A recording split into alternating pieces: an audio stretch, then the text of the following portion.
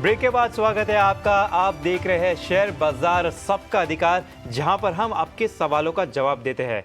ना सिर्फ stock specific, लेकिन कोई भी बेसिक टर्म रिलेटेड भी आपको डाउट है तो वो भी आप हमें पूछ सकते हैं। मैं अंश बिलो और मेरे साथ है प्रशांत, मेरे सहयोगी, और अगले आधे घंटे हम इस सेगमेंट पर स्टॉक और बेसिक टर्म रिलेटेड चर्चा करेंगे। तो चलिए सवाल पूछने का जरिया बता देता हूं। आपके स्क्रीन पर एक QR कोड फ्लैश हो रहा होगा। उस QR कोड को स्कैन करके आप व्हाट्सएप पर हमें अपने सवाल भेज सकते हैं। सवाल भेजने का तरीका बता देता हूं। आपको अपना नाम बताना है, आप कहां से हैं, कौन से स्टॉक में आपकी खरीदारी है, कौन से रेट से लिया है, और खासकर आपका नजरिया क्या है। आप शॉर्ट टर्म के लिए देख रहे हैं या लॉन्ग टर्म के लिए। इसके साथ साथ जो दर्शक हमें YouTube लाइव देख रहे हैं वो हमें वहां पर भी कमेंट सेक्शन में अपने सवाल पूछ सकते हैं, क्योंकि टाइम टू टाइम हम वहां से भी सवाल लेते रहते हैं। चलिए इसी के साथ शो को आगे बढ़ाते हैं और हमारे पहले दर्शक के साथ जुड़ जाते हैं। हमारे साथ विक्रम जी जुड़ चुके हैं। Vikram, good morning sir. वो सेल लिए हुए होल्ड करना है क्या? कौन सा स्टॉक बोल रहे हो आप? एक सेकंड। स्टील अथॉरिटी बता रहे हैं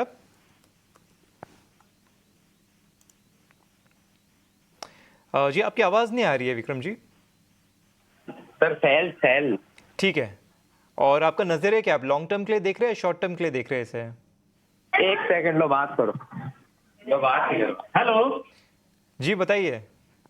sir SAIL steel authority of India 157। ठीक है। और आपका नजरिया क्या, आप शॉर्ट टर्म के लिए देख रहे हैं या लॉन्ग टर्म के लिए देख रहे हैं? Long term sir, minimum 6 to 12 month. ठीक है। अक्षय जी आपके पास आना चाहूंगा इस सवाल के लिए। स्टील अथॉरिटी ऑफ इंडिया में इनकी खरीदारी है, रेट है 157 से।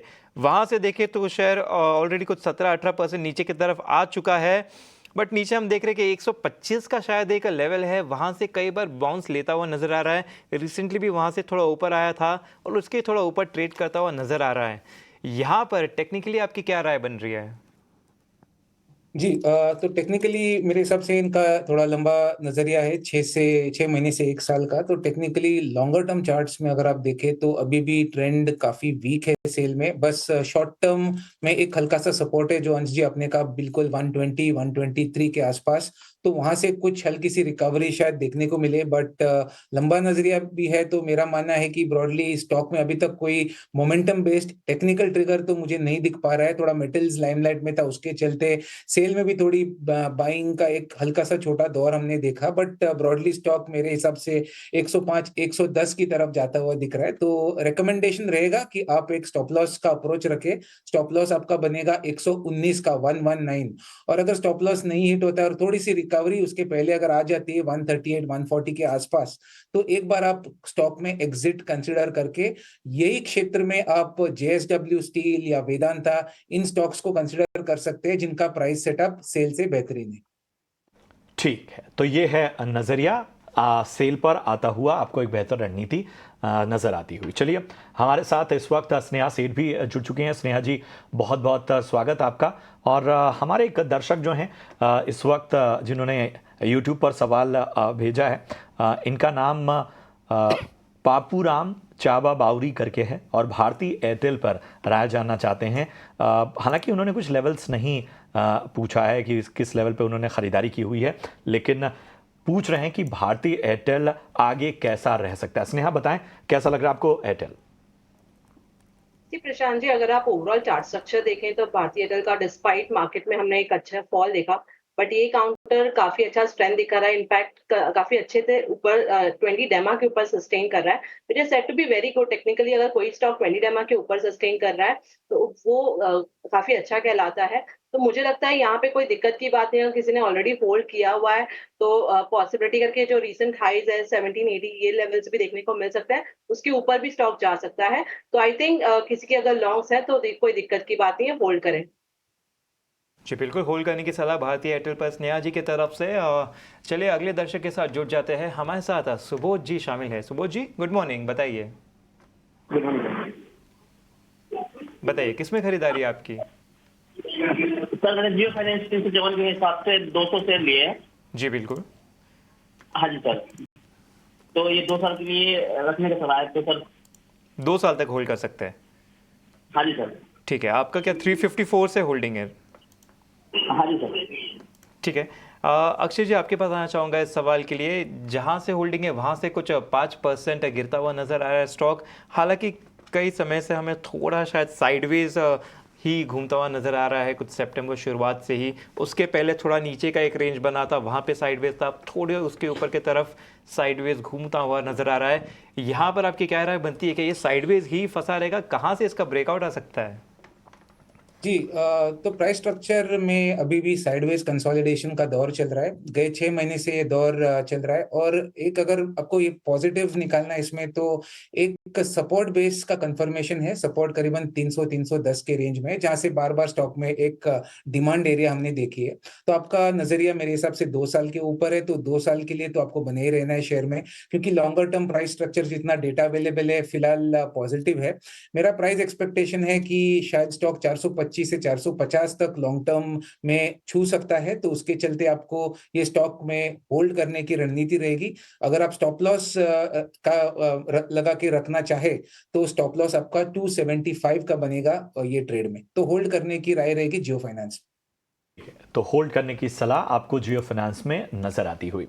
नेहा गुप्ता हमारे साथ इस वक्त फरीदाबाद हरियाणा से जुड़ चुकी हैं। Neha, good morning. आप बताइए कि स्टॉक पे आपका सवाल है। सर, मैंने ONGC लिए हुए हैं 330 के रेट पे। ठीक है, कितना सर, समय मेरा दे ना सकती हैं आप? सर, मैं 6 मंथ तक रुक सकती हूँ, ठीक है। बट मैंने ना हाई प्राइस पे लिए हुए हैं, तो मैं जी, जी। जानना चाह रही हूँ कि इसको क्या मैं एवरेज कर सकती हूँ। और ठीक। मेरा दूसरा क्वेश्चन इंडसलैंड बैंक पे है। ठीक है, वो इंडसइंड मैंने बैंक। 1460 पे लिया हुआ है, 100 शेयर है। ठीक है, तो दोनों तो ही क्या मैं उसको भी एवरेज कर सकती हूँ? ठीक है, दोनों ही पे आपको 6 महीने का नजरिया चाहिए? हाँ जी। ठीक है। स्नेहा, मैं आपके पास आना चाहूँगा। इंडसइंड बैंक का इन्होंने 1400 के ऊपर की इनकी बाइंग है। ONGC में 330 की बाइंग है। 6 महीने का नज़रिया है। पूछ रही हैं कि क्या चूंकि ऊपरी स्तरों पर खरीदारी की है, तो क्या एवरेज की गुंजाइश बन रही है इन स्टॉक्स में, या कोई और रणनीति इनके लिए होगी? प्रशांत जी, अगर आप ONGC का चार्ट स्ट्रक्चर देखें तो एक अच्छा फॉल आया, उसके बाद कंसोलिडेशन देखने को मिला है। काउंटर अभी 200 सिंपल मूविंग एवरेज के आसपास चल रहा है ऑन द डेली चार्ट। और इसके पहले भी अगर आप देखें तो जून में जब कहीं फॉल आया था इस काउंटर में, प्रिसाइसली 200 सिंपल मूविंग एवरेज से ही काउंटर ने रिबाउंड किया था। तो अभी के लिए मेरा मानना है कि एक अच्छा बेस फॉर्मेशन इधर है तो सही, अराउंड 280 278 के आसपास देखते हैं, बट पॉसिबिलिटी ज्यादा है करके कि थोड़ा सा नीचे भी डिप कर सकता है। एवरेजिंग करना है तो अभी के लिए आई वुड सजेस्ट कि अभी मत करें, आपको मे बी थोड़ा सा नीचे एक अच्छा बेस है अराउंड 250 के बाद, अगर एक 280 ब्रीच कर देता है तो पॉसिबिलिटी के थोड़ा सा स्लाइड होके स्टॉक अराउंड 250 के पास भी आ सकता है। तो वहां पे आप फिर से इसको रिव्यू करें, और वहां पे आपको एक फिर से एवरेजिंग करने की चांस मिल सकती है। अपसाइड में यहाँ पे एक लेवल जो वॉच आउट कर रहा है, दैट इज 300-302। ये लेवल क्रॉस होता है तो इसमें एक मोमेंटम आ जाएगा, नहीं तो चांसेस है करके कि अगर ये जो रेंज है 20 पॉइंट की, 20-25 पॉइंट की, इसी में ट्रेड करें। बट अभी एक सपोर्ट के पास है तो यहाँ पे वॉच करें। अगर ये सपोर्ट ब्रीच होता है तो थोड़ा सा और नीचे आएगा, वहां पे एवरेजिंग करने का सोचें। दूसरा काउंटर जो आपने बताया इंडसइंड बैंक, यहाँ पे भी सेम थिंग है कि करेक्शन हुआ है, उसके बाद कंसोलिडेशन दिखा है। एक ओवरऑल सपोर्ट है अराउंड, अब देखेंगे तो अराउंड 1330 के जोन के आसपास। अगर ये एक स्ट्रिक्ट अगर किसी ने ऑलरेडी लॉन्ग किया है तो वो एक स्ट्रिक्ट स्टॉप लॉस होना चाहिए। अगर इसको ब्रीच करता है तो पॉसिबिलिटी है कि काउंटर थोड़ा सा और गिर जाए। तो आई वुड सजेस्ट करके कि यहाँ पे तो एवरेजिंग ना करें, आपके जो ऑलरेडी ट्रेड्स है उसे तो होल्ड करें। अपसाइड में यहाँ पर जब अगर एक काउंटर 1380 ये लेवल्स क्रॉस करता है तो यहाँ पे मोमेंटम आ जाएगा, नहीं तो चांसेस है कि थोड़ा सा कंसोलिडेशन। ओवरऑल अगर आप देखें, मार्केट ही एक ऐसे फ्रेज में जहां पे अभी तक एक रेंज में ही हम फंसे हैं, और काफी सारे काउंटर्स भी इसी तरह से रेंज में फंसे हैं। तो I think for a week और 2 वीक्स में डिसाइसिव मूव आने पर हमें दिखेगा करके कि किस तरह का ओवरऑल ट्रेंड रहेगा आगे चल के। बट अभी के लिए इंडसइंड और ONGC आप दोनों भी होल्ड कर सकते हैं। दोनों ही काउंटर्स को आप होल्ड कर सकते हैं, स्नेहा जी की तरफ से ये राय है। तो चलिए आगे बढ़ते हैं, और हमारे साथ अगले दर्शक मुंबई से ही जुड़ चुके हैं, राजा रमन जी। नमस्कार, बताइए। हाँ, तो नमस्ते। नमस्ते। E29 में मैं काफी दिन से देख रहा हूँ। ये मैंने जब ये जो बैंकिंग स्टॉक का जो बूम था, उस टाइम पे हमने यूनियन बैंक में परचेज करके एवरेज करके 138 पे आ गया है। अभी इसका क्या वो है फंडामेंटल व्यू क्या है, इसको रखें कि बेच दें? जी, एवरेज करते हुए मतलब इसके ऊपर से भी आपकी खरीदारी रही है, आप नीचे करते करते यहाँ तक आ हाँ, गए? नहीं, यही 2-3 महीना में ही ठीक है। किया है मैंने, ज्यादा नहीं किया है। ठीक है। ठीक है, अक्षय जी आपके पास आना चाहूँगा इस सवाल के लिए। करीब करीब 138 के आसपास से इनकी एवरेज बाइंग है। वहाँ से देखें तो स्टॉक वैसे 20% तो नीचे की तरफ गिर चुका है। यूनियन बैंक है। आप टीवी में सिटी यूनियन बैंक दिखा रहे हैं, वो यूनियन बैंक है केवल। यूनियन बैंक, जी जी, इसे करेक्ट कर लीजिए, यूनियन बैंक है। यूनियन बैंक देखे तो 138 से करेक्ट होकर अभी कुछ 20% नीचे की तरफ आ चुका है स्टॉक। तो इतना गिरने के बाद अगर यहाँ पे चार्ट पे भी देखें तो 2024 के निचले स्तर पर ही नज़र आ रहा है स्टॉक, और आरएसआई भी शायद 30 के थोड़ा नीचे ही दिख रहा है। तो क्या यहाँ पे थोड़ा ओवरसोल्ड हो चुका है, या इसमें नेगेटिविटी काफ़ी छा गई है इसलिए कंटिन्यूसली ये जाते जा रहा है नीचे? क्या किया जाए? जी, तो अंश जी, सबसे पहले एक चीज़ है कि माफ़ी मांगना चाहता हूँ कि मैं फंडामेंटल्स पे आपको ज़्यादा मैं हेल्प नहीं कर पाऊंगा, पर टेक्निकली अगर ये प्राइस स्ट्रक्चर आप इंडियन बैंक का देखें तो एक नेगेटिव प्राइस स्ट्रक्चर है। शॉर्ट टू मीडियम टर्म में क्लियरली एक मोमेंटम लॉस है। वीक ऑन वीक या मंथली चार्ट्स भी देखें तो एक तरफा सेलिंग है, और अभी तक अगर आप सपोर्ट खोज रहे कि कहाँ पे स्टॉक में कुछ रिकवरी अटेम्प्ट कर सकता है, तो फिलहाल रिट्रेसमेंट थियरी बेसिस से कहीं ना कहीं 95 और 100 ये डाउनसाइड्स फिलहाल मुझे लग रहा है ये स्टॉक छू सकता है, जहां पे रिव्यू लेना पड़ेगा वापस स्टॉक में। तो एक नेगेटिव व्यू फिलहाल short to medium term reading में है टेक्निकल चार्ट्स पे। तो अभी तक अगर आप होल्ड कर रहे हो, लॉन्ग टर्म का आपका नजरिया है, तो मैं कहूंगा एवरेज करना चाहे आप ओपन है एवरेजिंग के लिए तो 100 के आसपास एक बार आप सोच सकते हैं। बाकी शॉर्ट टर्म या मीडियम टर्म में कोई तेजी की एक्सपेक्टेशन में नहीं रखता स्टॉक। तो ये है आपको टेक्निकल व्यू खासतौर पे यूनियन बैंक पर मिलता हुआ। बढ़ते हैं आगे, अनिल रावत हमारे साथ हैं इस वक्त। अनिल जी नमस्कार, कहाँ से बोल रहे हैं? नमस्ते, मैं देहरादून से बोल रहा हूँ सर। ठीक है, तो उत्तराखंड देहरादून से अनिल इस वक्त हमारे साथ जुड़े हैं। बताएं अनिल जी, किस तरह से मदद की जा सकती है आपकी? सर मेरे पास दो स्टॉक है, एक LIC के सर 20 स्टॉक है @998 और स्टैनले है सर 22 @495। ठीक है, आपने हमें जो सवाल भेजा है वो LIC पे ही है, तो हम फिलहाल LIC पे ही आपको राय दे पाएंगे। बाकी अपने सवाल एक बार आपको फिर भेजने पड़ेंगे। कुछ स्टॉक्स ऐसे होते हैं जो हमारे डेटाबेस में नहीं होते, हमारे कवरेज में नहीं होते हैं, इसलिए हम उन पर राय नहीं दे पाते हैं, लेकिन LIC पर हम आपको राय दे सकते हैं। लॉन्ग टर्म नजरिया आपका LIC पे? नजर है सर तो मार्च 25 तक। और मेरे को सर ये भी पूछना था कि मैं इसमें एवरेजिंग कर सकता हूँ सर? अभी काफी डाउन चला गया सर। ठीक है, स्नेहा मैं आपके पास आना चाहूँगा। LIC को देखें तो ये जो रेंज दिख रही है 900 हज़ार के थोड़ा आसपास, इस रेंज में एक लंबे समय तक का जो है LIC फंसा है। कुछ लोग IPO के स्तर पे भी फंसे हुए थे, हालांकि बाद में जो रिकवरी आई और वहाँ पर एवरेज और बाकी रणनीति के तहत उन्होंने कहीं ना कहीं अपना नुकसान की भरपाई की। लेकिन क्या मार्च 2025 के हिसाब से एवरेज की कोई रणनीति यहाँ पर बन रही है, या कोई और सलाह आप देंगे? प्रशांत जी, अगर आप देखें तो चार्ट स्ट्रक्चर तो कोई खास नहीं है। इनफैक्ट हाई लेवल से सेलिंग ही देखने को मिल रही है। मेरा मानना है कि एक अच्छा सपोर्ट जोन जो दिख रहा है दैट इज अराउंड 890 880 जोन, और पॉसिबिलिटी करके कि जिस तरह की ओवरऑल चार्ट स्ट्रक्चर है कि थोड़ा सा स्लाइड हो सकता है टुवर्ड्स दैट लेवल इवन। तो मेरा मानना है करके कि अगर किसी के लॉन्ग है और वो लॉन्ग टर्म निवेशक है और होल्ड करना चाहते हैं, तो जो आप एक मान के चले करके कि पॉसिबिलिटी करके कि थोड़ा सा और डाउनफॉल आ सकता है इस काउंटर में, और मे बी 880 870 ये लेवल्स भी देख सकता है। वहां पर आप देख सकते हैं एवरेजिंग के लिए, बट ये लेवल्स पे आई वुड नॉट सजेस्ट कि आप एवरेजिंग करें। और मोमेंटम आने के लिए इट इज वेरी इंपॉर्टेंट करके कि ये स्टॉक एटलीस्ट 980 ये लेवल्स क्रॉस करे। थोड़ा कंसोलिडेशन है ऑन दी हायर साइड आप देख रहे हैं करके कि 980 का एक रेजिस्टेंस है, और इमीडिएट बेसिस पे 920 का एक सपोर्ट है। ये लेवल्स, ये जोन निकालना जरूरी है। अपसाइड में अगर मोमेंटम आना है तो 980 ये लेवल्स क्रॉस होना बहुत जरूरी है, तभी ही जाके इसमें मोमेंटम आएगा। अगर ये जो सपोर्ट है 920 का वो ब्रीच होता है तो स्लाइड हो सकता है और 40-50 पॉइंट्स नीचे। तो आई वुड से करके कि वहां पे रिव्यू करिएगा, वहां पे अगर आपको लगता है कि एवरेजिंग कर सकते हैं तब आप करें, बट अभी के लिए तो आई वुड नॉट सजेस्ट। ठीक है, तो ये है राय LIC पर आपको अहम रणनीति मिलती हुई। बढ़ते हैं आगे।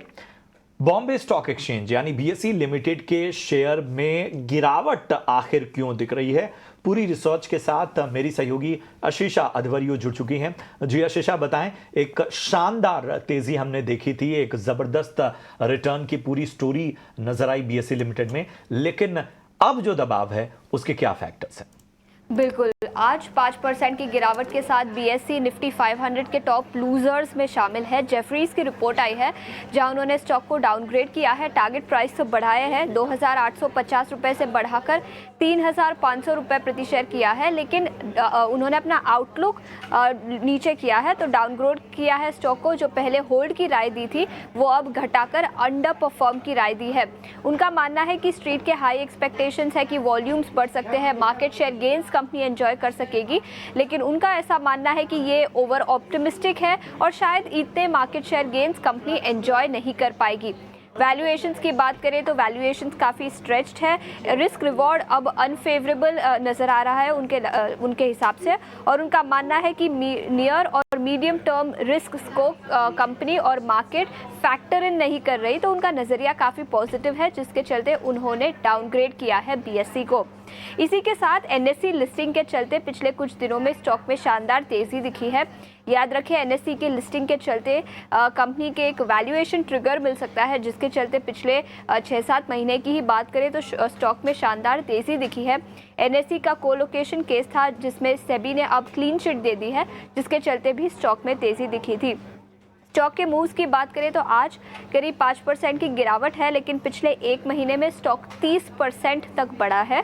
पिछले 6 महीने में 60% तक के मूव्स दिखे हैं, और ईयर टू डेट बेसिस पर देखें तो स्टॉक करीब डबल हो चुका है। इनफैक्ट अगर इससे भी ज़्यादा लॉन्गर ट्रेंड देखें तो लिस्टिंग के बाद भी शानदार तेज़ी इस स्टॉक में दिखी है, लेकिन आज जेफरीज की रिपोर्ट के चलते, जहाँ पर उनका मानना है कि मार्केट शेयर गेन्स इतने अच्छे नहीं हो सकते, वैल्यूएशंस भी एक्सपेंसिव है, स्टॉक में करीब 5% की गिरावट दिखी है। शुक्रिया करेंगे आशीषा इस अहम जानकारी के लिए। तो तमाम बातें, कौन से ट्रिगर्स हैं, कौन से फैक्टर्स हैं जो इस दबाव की वजह बन रहे हैं, वो हमने आपके सामने रखा। अक्षय, ज़रा बीएसई लिमिटेड पे राय दीजिए। जैसा मैंने पहले कहा कि जिस तरह से इस पूरे स्टॉक में एक ज़बरदस्त रिटर्न का पूरा गणित रहा है, उसमें वो थमता हुआ नज़र आ रहा है। ऊपर से ब्रोकरेज की भी जो रिपोर्ट है वो जाहिर सी बात है इस दबाव को सपोर्ट करती हुई नज़र आती है। बताइए क्या रणनीति रखनी चाहिए यहाँ से? अगर आप स्टॉक के गए 5 हफ्ते की एक्शन देखें तो बहुत ही शॉर्ट कम समय में बहुत ही दमदार मूव देखने को मिला है। 3000 से 4800 का मूव, तो जाहिर सी बात है कि इतने कम समय में इतना बड़ा मूव जब भी होता है तो स्टॉक एक ब्रीदर ले रहा है, एक पॉसिबल टेक्निकल टाइम करेक्शन के दौर में है, जहां पे स्टॉक एक रेंज के दायरे में शॉर्ट टर्म में सीमित रह सकता है। तो एक रेंज बाउंड का दौर रहेगा जहां पे 4200 का lower end of the base शायद बने स्टॉक में, और ऊपर में 5000 का रेजिस्टेंस रहे। तो इसको आपको वापस अगले मोमेंटम राउंड के लिए एक्यूमुलेशन करना है। शायद अगले 8-10 दिन ये रेंज के दायरे में सीमित रह सकता है स्टॉक। ओवरऑल व्यू पॉजिटिव होने के चलते मैं कहूंगा जिनके पास है उनको होल्ड करना है। स्टॉप लॉस 3800 रहेगा। जिनको खरीदारी करनी है प्रेफरेबली अगर 4200 4250 का डिप मिलता है तो रिस्क रिवॉर्ड पे ऑफ आपके लिए बेहतर बनेगा। ओवरऑल मेरा टारगेट एरिया है कि शॉर्ट टू मीडियम टर्म में स्टॉक 5250 से 5400 तक टारगेट छू सकता है। ठीक है, तो फिलहाल ये रणनीति बीएसई लिमिटेड पर आपको नजर आती है। आप देख रहे हैं शेयर बाजार सबका अधिकार। तो चलिए दर्शक के साथ जुड़ जाते हैं। हमारे साथ धीरज जैन जी जुड़ चुके हैं। धीरज जी नमस्कार। नमस्कार सर, नमस्कार। बताइए धीरज जी। सर मेरे पास आरती इंडस्ट्रीज है, 150 क्वांटिटी है जी, और 578 की रेट्स हैं जी। और दूसरा सर है बिरला सॉफ्टवेयर, वो भी 150 क्वांटिटी है और वो है 611 पे। बिरला सॉफ्ट है आपके पास 611 से? 611 पे, ठीक है, चलेगा। और आपका नजरिया क्या, आप थोड़ा शॉर्ट टर्म के लिए देख रहे हैं? नजरिया नहीं सर, लॉन्ग टर्म है, ऐसा कुछ दिक्कत नहीं है, रुक सकता हूँ मैं आराम से अच्छा प्रॉफिट के लिए। ठीक है। अक्षय जी आपके पास आना चाहूँगा इस सवाल के लिए। स्नेहा जी आपके पास आना चाहूँगा इस सवाल के लिए। आरती इंडस्ट्री पर इनकी खरीदारी है 578 से वहाँ से भी स्टॉक थोड़ा नीचे गिर चुका है। बिरला सॉफ्ट में भी हम देख रहे हैं, इसमें भी इनकी खरीदारी से नीचे आ चुका है। दोनों ही शेयर में एक्चुअली 7 से 10% की थोड़ी सी बिकवाली होती हुई नज़र आ रही है इनके भाव से। बिरला सॉफ्ट में देखें तो नीचे की तरफ काफ़ी 570 के आसपास से काफ़ी बार बाउंस लेता हुआ नज़र आया है, उसके ही थोड़ा ऊपर ट्रेड कर रहा है स्टॉक। क्या लगता है दोनों स्टॉक्स में कुछ रिवर्सल के इंडिकेशंस है, और साथ ही साथ दोनों में स्टॉप लॉस भी बता दीजिए।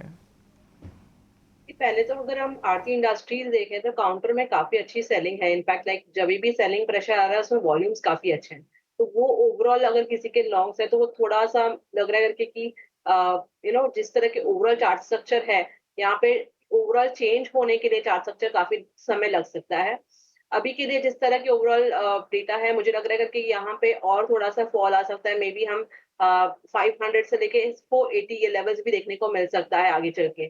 तो आई वुड सजेस्ट करके कि किसी के अगर लॉन्ग टर्म इन्वेस्टर हैं आप तो अब बने रह रहे हैं तो एक स्ट्रिक्ट स्टॉप लॉस 480 का लगा लें। अगर कोई एकदम medium to short term traders हैं तो उन्हें एग्जिट की सलाह होगी। दूसरा काउंटर जो आपने बताया बिरला सॉफ्ट, यहाँ पर भी अगर आप देखें तो थोड़ा सा सेलिंग प्रेशर, बट यहाँ पे चार्ट स्ट्रक्चर उतना भी ज्यादा प्रॉब्लमेटिक नहीं लग रहा है। मुझे लग रहा है एक अच्छा सपोर्ट है अराउंड 565 जोन के आसपास, और उसी के आसपास से काउंटर ने रिवर्स रिबाउंड किया है। मेरा मानना है कि यहाँ पर एक रिसेंटली लास्ट 2 दिनों में थोड़ी सी सेलिंग आ रही है, बट यहाँ पे इट इज वेरी इंपॉर्टेंट करके कि हम 610 ये लेवल्स क्रॉस करें।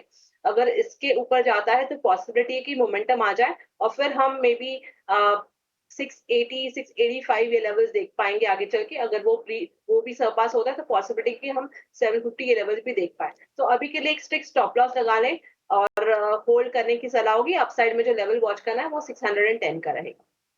तो गैम रणनीति स्ट्रिक्ट स्टॉप लॉस के साथ यहाँ पर आगे के लक्ष्य भी आपको बता दिए गए। राजीव दास ने यूट्यूब पर अपना सवाल हम तक पहुंचाया है। एस्ट्रल पे राय जानना चाहते हैं। 200 शेयर हैं इनके पास, 1960 इसके भाव से इन्होंने होल्ड किया हुआ है पिछले 3 महीने से। गुवाहाटी आसाम से इन्होंने अपना सवाल हम तक पहुंचाया है और ये भरोसा जताता है जो हमारी मुहिम रही है शेयर बाजार सबका अधिकार की कि उन जगहों तक भी इन्वेस्टर्स तक हमारी पहुंच हो जो हम तक पहुंचना चाहते हैं, जो राय जानना चाहते हैं। तो एस्ट्रल पे 1960 की बाइंग है। बताइए स्नेहा, क्या करना चाहिए? राजीव को क्या सलाह होगी? अगर आप काउंटर देखें तो वीकली चार्ट पे अपने 89 ईएमए के आसपास ट्रेड कर रहा है। काउंटर काफी समय से उसी के आसपास सपोर्ट ले रहा है। मेरा मानना है करके कि अगर किसी के लॉन्ग्स है तो इमीडिएट बेसिस पे एक स्ट्रिक्ट स्टॉप लॉस जो कि अराउंड 1859 का मेंटेन करके इसे होल्ड करने की राय होगी। अपसाइड में यहाँ पर आपको लेवल वॉच करना है 920 का। इसके ऊपर जाता है तो फिर से ये काउंटर आपको रिसेंट जो हाईज आया था 2020 ये लेवल देखने को मिल सकता है। वहां पे फिर से रिव्यू करिएगा। अगर ये लेवल्स क्रॉस होते हैं 220 ऑन दी क्लोजिंग, स्पेशली 240 आप मान लीजिए। अगर 2040 लेवल क्रॉस होता है ऑन दी क्लोजिंग बेसिस तो पॉसिबिलिटी करके यहाँ पे एक अच्छी सी मूव देखने को मिल जाएगी। नहीं तो पॉसिबिलिटी की 2020 40 ये जोन में थोड़ा सा वापस से सेलिंग देखने को मिले। तो एक बार के लिए अपसाइड में जो इमिडिएटली टारगेट रहेगा दैट इज 2020, वहां पे रिव्यू करना है और अगर लग रहा है करके कि वहां से सेलिंग आ रही तो एक बार एग्जिट कर लेंगे तो बेटर रहेगा। जी बिल्कुल, एस्ट्रल में 2020 का अहम लेवल है, वहाँ पर वापस एक बार रिव्यू कर लें। चलिए यूट्यूब से सवाल ले लेते हैं। यहाँ पे एक और सवाल आया है और यहाँ पे अनुभव के तरफ से सवाल है। स्नेहा जी, डिक्सन टेक्नोलॉजी पर इनकी खरीदारी है, हालांकि इन्होंने बताया नहीं कि कौन से भाव से इन्होंने लिया है। चार्ट पे भी देखा जाए तो काफ़ी ऊपरी स्तर पे अभी स्टॉक ऑलरेडी ट्रेड करता हुआ नज़र आ रहा है। इस साल भी देखें तो काफ़ी अच्छा एक स्ट्रॉन्ग अपमूव आता हुआ नज़र आ रहा है। 2024 की ही बात करें तो इस साल में इसका मूव कुछ 140 से 150% का नज़र आ रहा है। यहाँ पर क्या राय बन रही है आपकी? ओवरऑल चार्ट स्ट्रक्चर काफी स्ट्रॉन्ग है यहाँ पे डिक्सन के। अगर आप देखें तो कंटिन्यूसली 20 डेमा के आसपास आता है और वहां से रिबाउंड करता है और पिछले काफी दिनों में अगर आप देखें तो काफी अच्छी स्ट्रेंथ दिखी है। तो मेरा मानना है किसी की अगर लॉन्ग टर्म होल्डिंग है इसमें तो कोई दिक्कत की बात नहीं है, होल्ड करना चाहिए। स्टॉप लॉस अगर आपको मेंटेन करना है तो दैट शुड बी अराउंड 14,450 के आसपास। आप एक स्ट्रिक्ट स्टॉप लॉस लगा के इसमें बने रह सकते हैं। पॉसिबिलिटी करके जिस तरह की ओवरऑल चार्ट स्ट्रक्चर है तो हमें 16,000 तक के भी लेवल, 16,000 16,500 तक के भी लेवल देखने को मिल सकते हैं। तो दिक्कत की बात नहीं है, होल्ड करें। होल्ड करने की सलाह आपको डिक्सन टेक में मिलती हुई। बहुत बहुत शुक्रिया करें स्नेहा आपका। जरा डिस्क्लोजर देती जाएं पहले आप। प्रशांत जी, अगर आप देखें तो हमने जितने भी स्टॉक्स डिस्कस किए उसमें से कोई भी स्टॉक्स में मेरी होल्डिंग नहीं है, बट यस हमने अपने क्लाइंट्स को सजेस्ट किए होंगे तो उनके पास हो सकता है।